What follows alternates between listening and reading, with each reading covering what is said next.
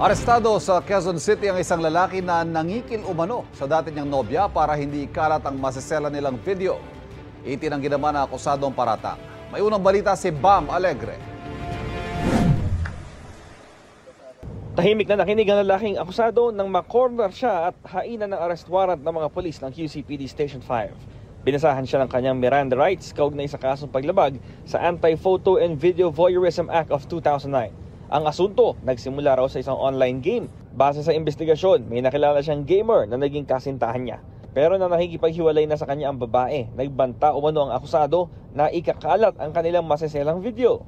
Na-meet niya yung victim sa paglalaro ng online gaming. And through that gaming, nagkapalagayan sila, nagkaroon sila ng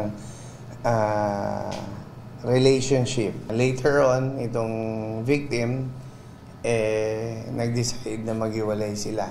So, sa paghiwalay nila, binlockmail siya nung accused. So, nag-send siya ng mga photos doon sa family members and friends. Itinanggi ng akusado ang paratang. Giit niya galit sa kanyang kaanak ng kanyang ex, kaya may ganitong kaso. Wala raw siyang video na ginagamit pang blackmail. Totoo raw ang kanilang relasyon at tumagal na mahigit 1 taon mula na magkakilala sila sa isang online game. No comment na lang po muna ako sa ganun. Tingin ko po dun sa kapatid niya na galit sa akin. Nagbigay ng paalala ang pulisya sa pakikipagkilala sa mga online game. So dapat mag-ingat tayo magbigay ng mga informations sa mga ginagawa natin. Hindi natin lahat pinapakita dyan.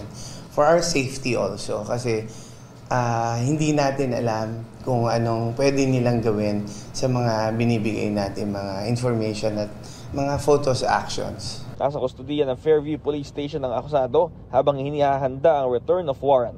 Ito ang unang balita mula sa Quezon City, Bam Alegre para sa GMA Integrated News.